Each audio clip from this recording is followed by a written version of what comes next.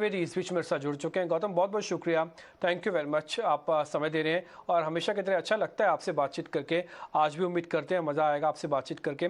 गौतम, हम डीकपल होकर तो चल ही रहे हैं बाजार के अंदर और उम्मीद भी करते हैं कि शायद हमारे यहाँ के डोमेस्टिक फिगर्स अपनी वेटेज को मेंटेन रखेंगे, ना तो इन्फ्लेशन से डरेंगे और सरकार की पॉलिसीज जोरदार तरीके से काम करेंगी, अर्निंग्स की रिपोर्ट भी अच्छी रहेंगी।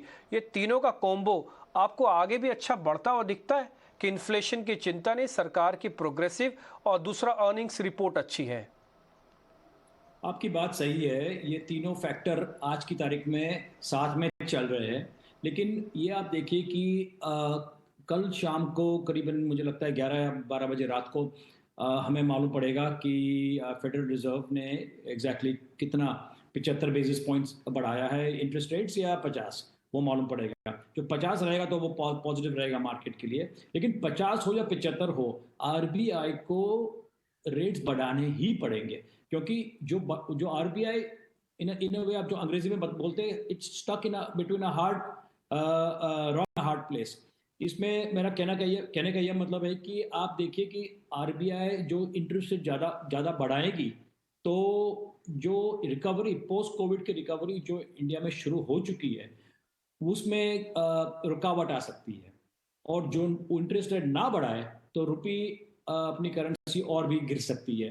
तो वो जो आरबीआई का सिचुएशन है वो अनफॉर्चुनेटली बहुत डेलिकेट है।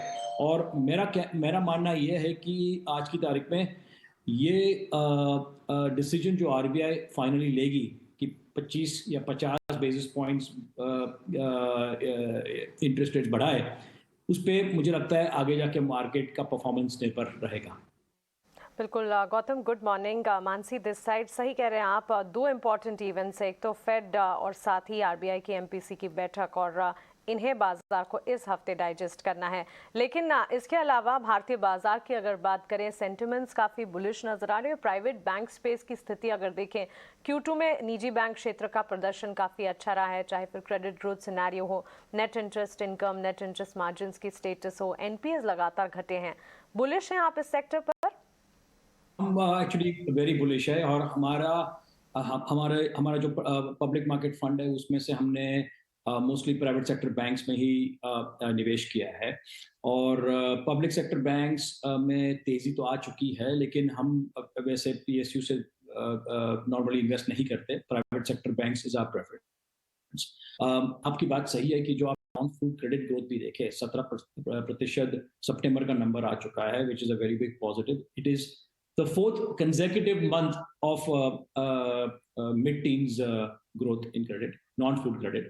तो वो पॉजिटिव है। दूसरा, आप देखिए कि आपने जो सही कहा कि एनपीए साइकिल जो है पिछले 4 या 5 सालों में उसमें काफी इंप्रूवमेंट आ चुकी है। सो वो साइकिल जो एमपीए का है वो भी सिग्निफिकेंटली कम हो गया है। और मुझे लगता है उसकी वजह से अपने क्रेडिट कॉस्ट जो है बैंकिंग सिस्टम के अंदर वो कम रहेंगे। और तीसरी बात जो है, जो जीएसटी की मैं बात कर रहा हूं और formalisation of the Indian economy जिसकी बात कर रहा हूं, तो उसमें आप देखें हर पिछले करीबन मुझे लगता है 12 महीनों से एटलीस्ट 1 लाख, 1.25 लाख करोड़ से ऊपर तक का एवरेज रहा है ऑफ जीएसटी कलेक्शन। और मुझे लगता है ये भी लगातार बढ़ता ही रहेगा as the economy gets more formalised. तो ये तीनों फैक्टर है जो मुझे लगता है इंडिया के लिए बहुत ही पॉजिटिव है। आप गौतम, मॉर्निंग, प्रियंका यार। आप इंडिया के लिए कई सारे बड़े ट्रिगर्स तो बता रहे हैं, लेकिन अब भी अगर देखें, जय भले अक्टूबर के आप प्रदर्शन को देखें तो डाउ ने लगभग 14.5% का रिटर्न दिया है, which is Fairlie a good one. एक सिंगल मंथली जो रिटर्न्स रहे हैं आफ्टर 1976 रहे हैं, हाईएस्ट रहे हैं।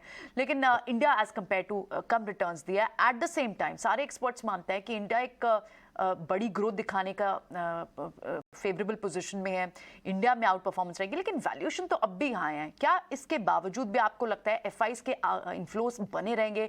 अब क्या एफआईज ने बाइंग करनी शुरू कर दिया है, कल का जिस तरह का बाइंग आंकड़ा देखा जा रहा है? आपकी बात सही है, लेकिन आप ये देखिए कि आज की तारीख में एमएससीआई इंडिया कैलेंडर 23 मतलब दिसंबर 23 पी पे 21%, सॉरी 21 टाइम का मल्टीपल पे है। तो इट इज टू एक्सपेंसिव। और आप देखिए उसके कंपैरिजन में आप एमएससीआई इमर्जिंग मार्केट्स को देखिए, वो 11 11 टाइम्स है, चाइना 8 टाइम्स है, S&P 500 17 टाइम्स है, सॉरी 16 टाइम्स है CY23। तो वो हिसाब से जब आप देखें, इंडिया बहुत ही महंगा मार्केट हो चुका है और इंक्रीमेंटली एफआईआईज को इंडिया में निवेश करने के लिए मुझे लगता है to justify will be very difficult. Yes, India के पॉजिटिव्स बहुत है, बहुत ज़्यादा है, लेकिन मेरा कहने का यही मतलब है कि आज की तारीख में इंडिया में एफआईआई इन्वेस्टमेंट में बढ़ोतरी मुझे लगती नहीं है। डोमेस्टिक इन्वेस्टर बेस जो है पिछले करीबन 3 सालों में इतना एक्सपैंड हो चुका है, मतलब टीयर 2 टीयर 3 टाउन्स में भी जिस तरह से इक्विटी कल्चर स्प्रेड हुआ है, उसकी वजह से आप देखिए हर महीने सिप जो है, जिसका which is a barometer for flows in by retail investors into the equity markets, हर महीने वो बढ़ रहा है। और मुझे लगता है कि जहां तक इंडिया का कि इंडियन मार्केट जो एक्सपेंसिव, जो मैंने अभी बताया 21 टाइम दिसंबर 23 पीई, डोमेस्टिक इन्वेस्टर्स को उतनी परवाह नहीं है कि इंडिया कितना महंगा है वर्सेस अदर मार्केट्स। तो मुझे लगता है कि उनकी तरफ से जब तक इंटरेस्ट रेट्स बढ़ते ना जाए इंडिया में और ऑल्टरनेटिव टू इक्विटीज ना आए उनके लिए, मुझे लगता है कि उनके फ्लोज अभी भी लगातार रहेंगे।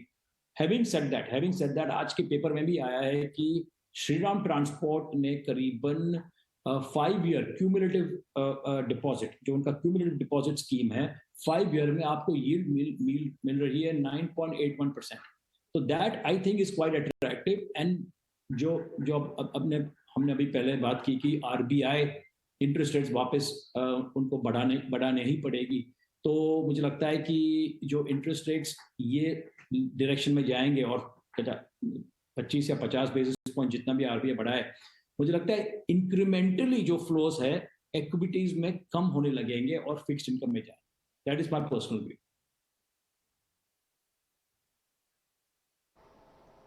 ठीक है गौतम, अगर मार्केट को यहाँ से और चलना है तो फिर कौन से ट्रिगर आपको लगता है कि वेटेज के हिसाब से बहुत इंपॉर्टेंट है? ये सब समझने हैं कि बाजार यहाँ तक क्यों पहुँचा, एफआईज के बारे में, अर्निंग्स के बारे में और बहुत सारी चीज़ें हैं, लेकिन आगे का रोड मैप में फिर क्या देखेंगे? अच्छा, जो देखने वाले हैं उसकी अपनी वेटेज, उसकी अपनी इंपॉर्टेंस कितनी है? देखिए, मुझे लगता है कि एक तो अब आईपीओ मार्केट को देखो, because that many times becomes a trigger for the market. आज के पेपर में इकोनॉमिक टाइम्स, अभी के पेपर में इकोनॉमिक टाइम्स में बहुत अच्छा खासा आर्टिकल आया कि पिछले 12 महीनों में जितने भी आईपीओस हुए, most of them have given a very good return, specially year to date जो आईपीओस हुए। ऑफ कोर्स मैं टेक कंपनीज की बात नहीं कर रहा हूँ, वहाँ पे of course there has been a big correction, और करेक्शन शायद चालू रहेगा जब तक अमेरिकन टेक कंपनीज में भी करेक्शन जारी रहेगा। लेकिन मुझे लगता है जो आईपीओ मार्केट रिवाइव हो रहा है और जो जिस तरह से प्रमोटर्स की एक्सपेक्टेशन थी 6 महीने पहले, और जो लेवल पे आईपीओस हो रहे 30 या 40% लोअर वैल्यूएशन पे, मुझे लगता है जो वहां सक्सेस रहेगा तो पैसा लगातार आता रहेगा। दूसरा फैक्टर रहेगा अर्निंग्स। अर्निंग्स में भी आप कुछ क्षेत्रों में देखो तो अर्निंग्स बहुत बुरे आए हैं, मतलब फॉर एग्जांपल सीमेंट है, स्टील है, कमोडिटी साइकिल में। लेकिन आप देखिए रियल एस्टेट, उसमें अर्निंग्स बेहतरीन आए हैं। लोडा के नंबर्स में देख रहा था 57% ऑर्डर बुकिंग है जुलाई टू सितंबर क्वार्टर की बात कर रहा हूँ मैं। आप नेस्ले को देखिए, नेस्ले इंडिया ने अनाउंस किया है कि उनके जो रिजल्ट्स आए लास्ट क्वार्टर के, it's the best quarter in the last 5 years। So certain sectors में अर्निंग्स ग्रोथ लगातार अच्छा आ रहा है और मुझे लगता है कि वो जो मोमेंटम रहेगा वो पॉजिटिव रहेगा मार्केट के लिए। गौतम, आप सही कह रहे हैं, अर्निंग ग्रोथ जो कि लगातार अच्छा आ रहा है वो एक पॉजिटिव है मार्केट्स के लिए। और डोमेस्टिक मार्केट्स के लिए एक और चीज़ पॉजिटिव है, फंड फ्लोज और साथ ही एफआईआईज की बाइंग। सेलिंग इंटेंसिटी जहां दिख रही थी वहां से धीरे धीरे आंकड़े बढ़ते गए और अब एफआईआईज की तरफ से मजबूत बाइंग के डेटा आ रहे हैं। इसे आप कैसे देखते हैं? मुझे लगता है कि ये देखिए, ईयर टू डेट तो एफआईआईज ने तो करीबन 22.5 बिलियन का सेलिंग ही किया है। अभी एक महीने में बढ़ गया और एक दूसरे महीने में वापस थोड़ा कम हो गया, उसका तो हिसाब रखना डजंट मेक सेंस। बट आप क्यूमुलेटिवली देखो तो net this year they have been net sellers, तो वो we have to keep in mind. मुझे लगता नहीं कि ये लेवल्स पे एफआईआईज का बड़ा निवेश आएगा इंडिया में।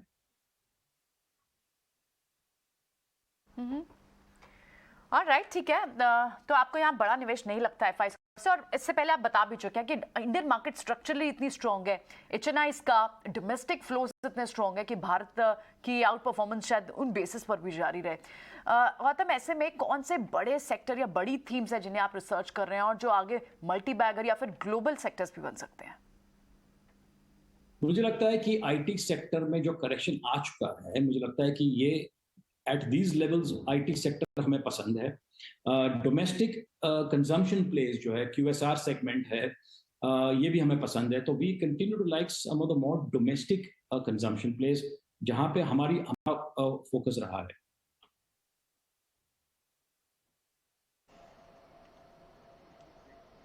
ठीक है गौतम, फिर एक और चीज़ आपसे समझनी है, ये सरकारी जो डिफेंस वाला पॉकेट है ना, ये भी काफ़ी एक्टिव है।